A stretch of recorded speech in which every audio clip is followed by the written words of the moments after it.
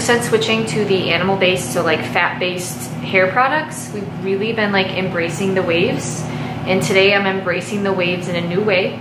Half up, half down, high pony. What do you guys think? Nope, don't touch it. See what she did there? You said that on the day that I straightened my hair. Hey guys, what's good everyone? Hey guys! What is up? What's good? Welcome back to the Strong.Sistas YouTube channel.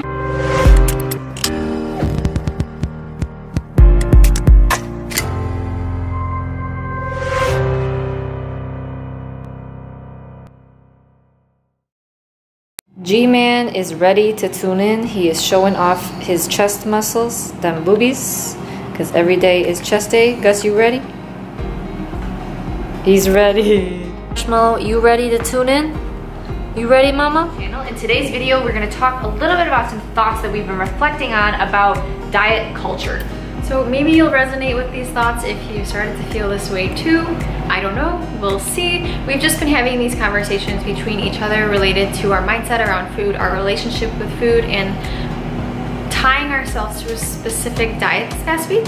And we wanted to open up the floor for conversation since we've made such a pretty much drastic change in the way that we eat this past week. It's just really been call it a midlife crisis. Reflecting. Just kidding. We've really been reflecting, got a lot of thoughts. So we're gonna share them with you all today. Before we dive into this video though and dive into the deep conversation, I want you to take a second, seriously, to reflect on your relationship with food.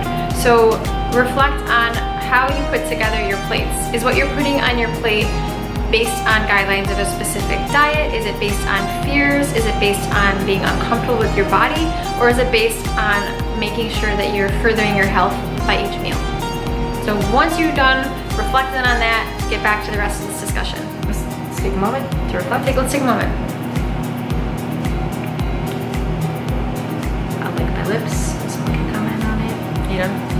Yeah. Okay, I think it's safe to say that pretty much all of us have grown up in some sort of diet culture. So identifying with a specific diet. And I think an overarching theme, at least for females, this is what we've reflected on and we believe it to be true for ourselves, is that there's this constant belief that we need to be smaller.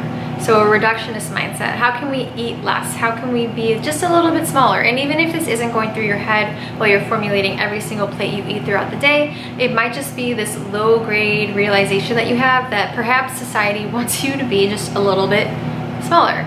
So this impacts our decisions on a day-to-day basis. Again, this is just something that we feel has been true for us growing up, and now reflecting back, we're in our 20s and we still kind of see how this belief could be impacting our decisions today. So on top of this like reductionist mindset that exists kind of throughout all of society, there tends to be, you then identify with a certain way of eating. So it's almost like a hyper-identification. You listen to the rules and the guidelines of that way of eating, and you evaluate your own health based on following rules and guidelines outlined by someone else. So we're just gonna give keto an example. So let's say that you identify as keto, and this is our thoughts. Again, we identified as keto, and two like main rules in keto, right, is like you should probably fast, and you should limit your carb consumption to some amount below like 30 grams, for example. So therefore, you can look at those two markers and say, I did both of those today. I fasted today, check. I ate less than 30 grams of carbs, check. So therefore, you begin to evaluate your health based on guidelines outlined by someone else for like a large population, instead of evaluating your health for yourself. Yeah, how you're feeling and your preferences and all that fun stuff. We were definitely guilty of this. We were like hyper identifying with certain ways of eating, like carnivore and keto. So we would look at our days and be like, man, I did time restricted feeding today. I had a small eating window, check mark, healthy, yeah. Then we ate all animal based, avoided all plants today, check mark, healthy, yeah. I feel like this can go so many different ways too, because take a vegan, I didn't eat any animal products today, check mark, healthy, yeah, but yet there's like soy and all these processed foods on their plate, and it goes both ways. And we rarely take a step back and reflect on, is this way of eating actually serving me at this point in my life? And I think that that's what really happened with us. We took a step back and realized, hey, our reproductive health is not at its best right now, and strict carnivore may not be the solution to it. So we should open our eyes up to a new way of eating so that we can evaluate and optimize our own health at this point in our life. So now I'm going to piece together keto and this whole reductionist mindset. So within keto, there is this whole attitude, it seems like, of you shouldn't be hungry. And I think that that's coming from the fact that leptin, the hormone that controls your hunger, is suppressed, so therefore you feel less hungry when you're in the state of ketosis and you're eating high fat. And I think that's really excellent for people who are trying to lose weight. But when you put this overall mindset onto a general population, so everybody who comes to keto for the health benefits, I feel like you could have some downfalls, and I feel like we definitely experienced this without realizing it. So this whole mindset of, oh, you know, it's great that you're not hungry. Well, is it the worst thing in the world to feel hungry sometimes? Like, why are we, I feel like nobody's talking about the fact that it's leading for more and more people to eat less and eat less meals and make those meals smaller, the whole OMAD, the whole long-term fasting approach. And I get that there's so many benefits to that, like increased autophagy, but the downside could be a impaired relationship with food. You lose touch with your intuitive hunger, or potentially just significantly eating less and less calories and getting smaller and smaller. I certainly have lost touch with my natural hunger. I don't even know what it feels like to be hungry anymore, and I don't know what it feels like to be full either, because I just followed these guidelines and set rules. So even though we were technically eating enough to maintain our weight or even gain some weight, we weren't necessarily eating enough for our body's overall health. And so I think that it's important to distinguish there's a difference there. Your hormones are largely going to impact your weight loss or weight gain goals. And so if your hormones are out of whack because you're eating less and less food, you could just see this negative down spiral with your metabolism where it tolerates less calories, you keep eating less, you're thinking you need to get smaller, you're not getting smaller, and it's just a really bad domino effect. I feel like we've been living in that for many years. And on top of that, this the stress that sticking to a certain way of eating and a certain way of life, the amount of stress that it adds on to all of this, that's just like adding more fuel to the fire. So like stressing about a certain eating window, or stressing about a certain carb amount, or stressing about eating less, it's just adding more stress to it, and that's gonna just hurt us all in the long run as well.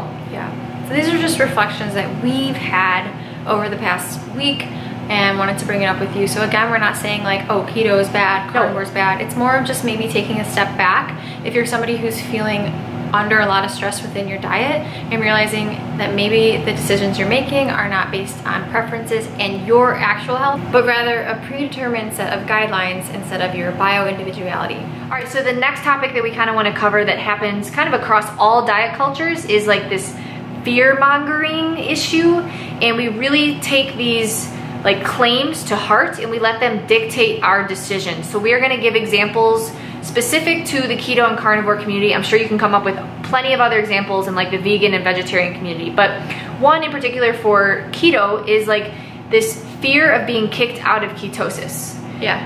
And like the negative health consequences that are going to come with that. We've really taken that to heart over these last few years and like have honestly been afraid to kick ourselves out of ketosis, which I don't know if that's like, it's just probably not a good thing. No, definitely not. Yeah. You shouldn't fear anything. Your body should be able to adapt. Another thing is like, if you're keto, it's a fear of carbs, or if you're vegan, it's a fear of animal products. So it's these fears that are reinforced by the diet that you're following.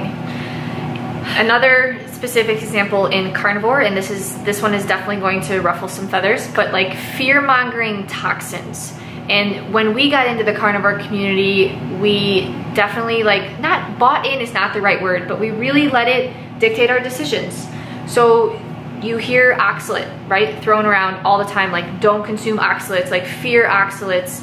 And for a lot of people, reducing your oxalate consumption is very, very important. But for healthy individuals, is it a really big deal if I eat one raspberry and I get a little bit of oxalates in my body? I eat raspberry, I freak out for getting oxalates in body, and then I break out in hive because of stress. Because of the stress.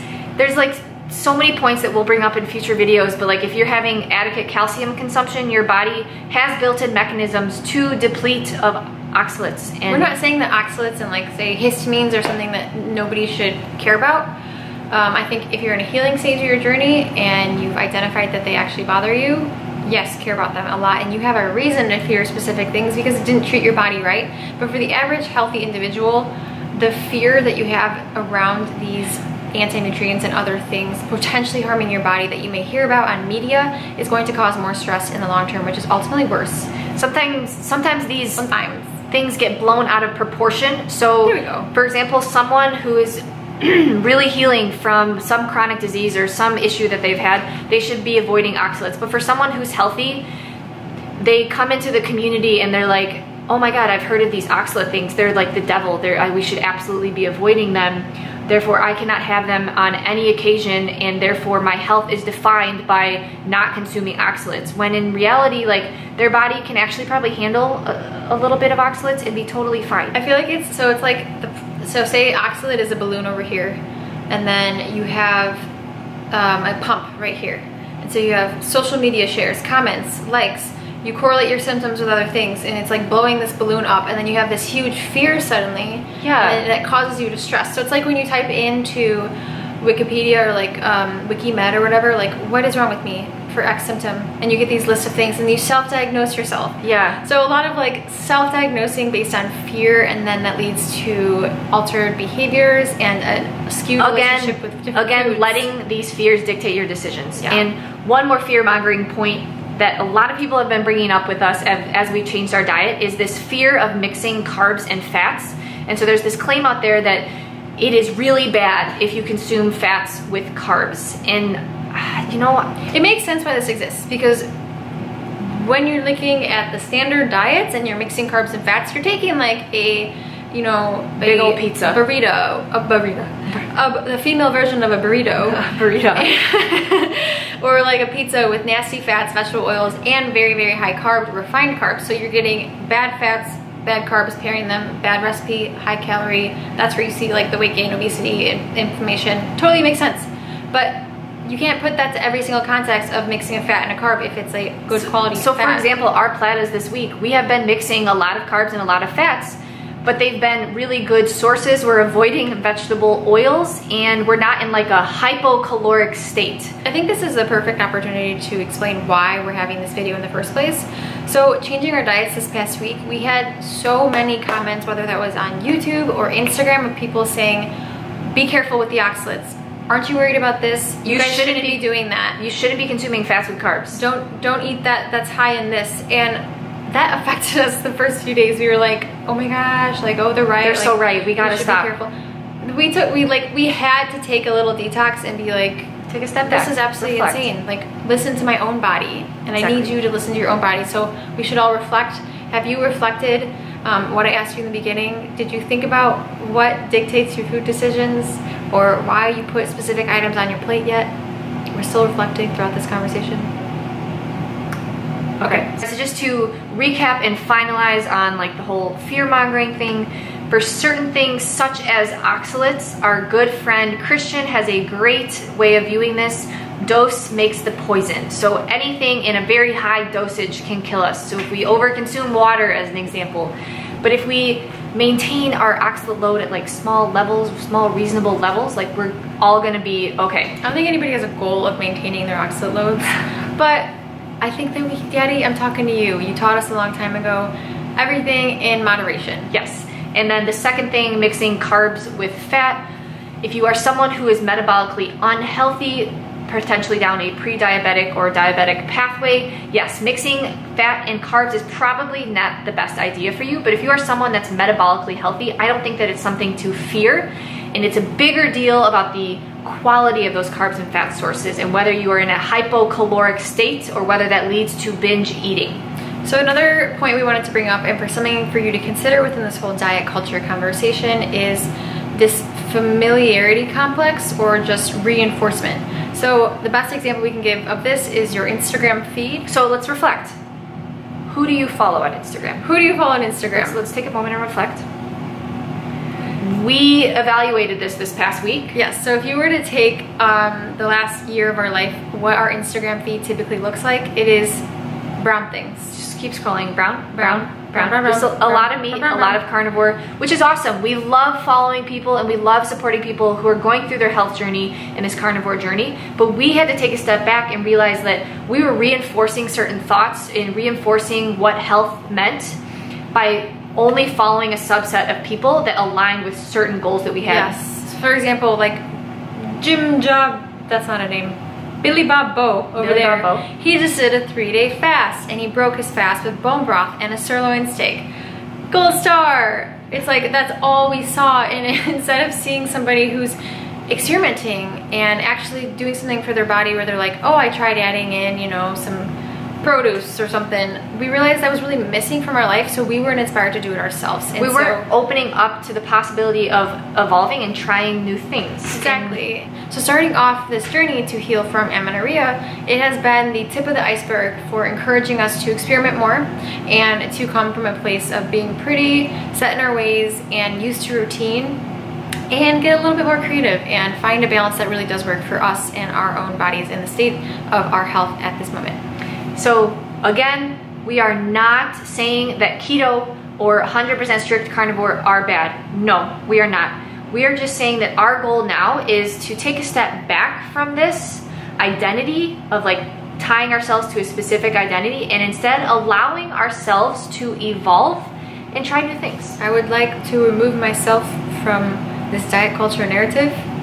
Yeah, I have existed in it for so many years now. Not even just this keto and carnivore diet culture, just diet culture in general. We've been through so many different ones. Absolutely. And specifically, a final note for females, I'm sure this applies to males too, whether or not you want to believe it. Maybe it's the opposite. Maybe it's this whole mindset you need to be a big macho man. So eat more, have more muscle.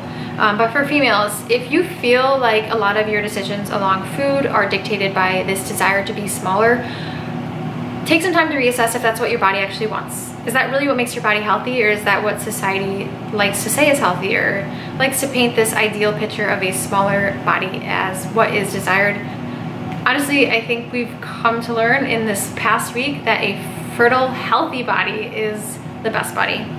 We searching for those eggs like the Easter bunnies, you know?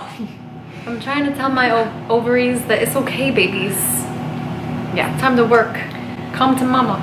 Okay. So within this reflection, just remember that there's no single path towards optimal health, and everyone's path can look a little different, right? And to just never get trapped in the dogma of a specific way of eating or a specific lifestyle. We certainly have. And if you have, know that you are not alone. So we've actually received a ton of messages since shifting up our diet just slightly, and I wanted to share this one from Wellness by Ruby. She messaged us saying that she definitely contributes some of her amenorrhea to her stubbornness in trying to be the, quote, healthiest, i.e. keto, fasting, exercise, caloric restriction, and just going way too hard, too fast. So she took one line of, quote, health, and she just went ham with it. And kind of blindly apply it. Yeah. And again, reflect or evaluate their health based on whether they're following those rules rather than taking a deeper and more world view